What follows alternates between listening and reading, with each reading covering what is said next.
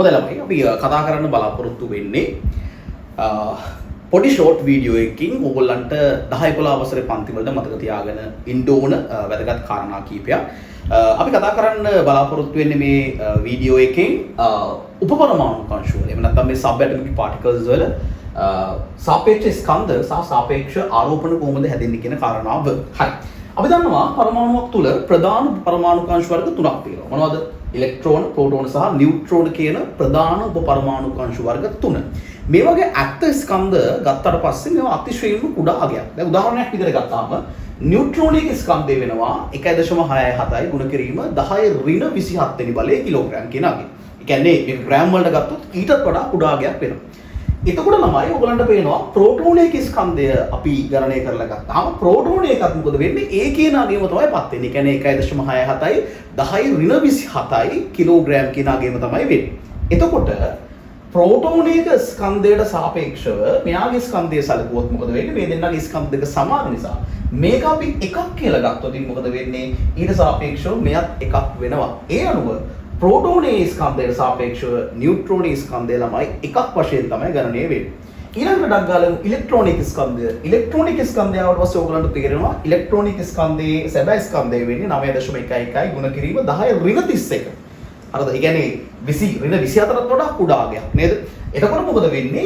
ඒ අගය ගත්තට පස්සේ ප්‍රෝටෝනයක ස්කන්ධයට සාපේක්ෂව මේක අතිශය කුඩා අගයක්. ඒක අනුපාතයක් විදිහට ගත්තොත් දැන් මෙයයි සමාන නිසා මෙයා එක නම් මෙයා එක වගේ මෙයාට සාපේක්ෂව මෙයාගේ ස්කන්ධය ගත්තාම මේ ඉලෙක්ට්‍රෝනික ස්කන්ධය එන්නේ ළමයි ප්‍රෝටෝනයක ස්කන්ධය හරියටම 1840 බෙදුවොත් يعني ප්‍රෝටෝනික ස්කන්ධය අරගෙන ඒක 1840කින් බෙදුවොත් තමයි මොකද වෙන්නේ? ඉලෙක්ට්‍රෝනයක සාපේක්ෂ ස්කන්ධය එන්නේ. ඒක නිසා මේ සාපේක්ෂ ස්කන්ධ වශයෙන් දීලා තියෙන්නේ ඇත්තටම මේ උපපරමාණු අංශු වල සැබෑ ස්කන්ධයක් නෙවෙයි ළමයි.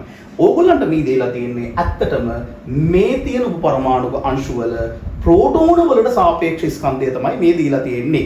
හරි. එහෙනම් ප්‍රෝටෝන වලට සාපේක්ෂව ඉලෙක්ට්‍රෝනික ස්කන්ධය වෙන්නේ 1 බෙදීම 1840. ප්‍රෝටෝනික ස්කන්ධය එකමයි. ඒ වගේම නියුට්‍රෝනික සාපේක්ෂ ස්කන්ධය 1. හරි. අපි යනවා ළමයි මේගොල්ලන්ගේ ආරෝපණ ගත්තාම. ළමයි ඕගොල්ලන්ට ආරෝපණ කියන එක සරලව කියලා තිබ්බට ආරෝපණ මිට වඩා ටිකක් සංකීර්ණ කාරණාවක්. ආරෝපණ මයින්නේ කූලෝම් කියන එකකේ. එතකොට ඉලෙක්ට්‍රෝනයක ඇත්ත සැබෑ ආරෝපණය කූලෝම් ඍණ 1.6 ගුණ කිරීම 10 ඍණ 19 කියන අගය තමයි ගන්න. එතකොට ප්‍රෝටෝනයක ආරෝපණය කූලෝම් වලින්ම සැලකුවොත් ළමයි මොකද වෙන්නේ? ඒකෙම ඒ කියන්නේ 1.6 ගුණ කිරීම 10 ඍණ 19 කියන එකේම ධනාගයක් බවට තමයි පත් වෙන්නේ. ඒ විදිහට ගත්තාම ඉලෙක්ට්‍රෝනයකට සාපේක්ෂව මෙයාව අපි එකක් විදිහට සැලකුවොත් මෙයා ඍණ එකක් විදිහට තමයි කැල්කියුලේට් වෙන්නේ. එයාට සාපේක්ෂව මෙයාගේ ධන එකක් බවට පත් වෙනවා. ඒ දෙන්න එහෙම වෙනකොට මොකද වෙන්නේ? නියුට්‍රෝනයක ආරෝපණය බිඳුවක් බවට පත් වෙනවා. හරිද?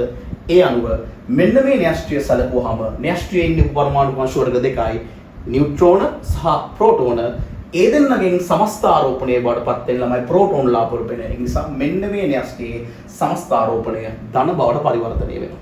ඒ වගේම තමයි ස්කන්ධ ක්‍රමාංකය ගැන සැලකීමේදී මෙන්න මේ සමස්ත පරමාණුවේ ස්කන්ධය සඳහා බලපාන්නේ ළමයි නියුට්‍රෝන සහ ප්‍රෝටෝන වල ස්කන්ධය විතරයි. මොකද ඒ දෙන්නාගේ ස්කන්ධයට සාපේක්ෂව ඉලෙක්ට්‍රෝන ස්කන්ධය අතිශය කුඩායි. ඒක නිසා මොකද වෙන්නේ? ඒ දෙන්නගේ ගණන් විතරයි සැලකන්නේ. right. ෂෙයාර් කරනවා.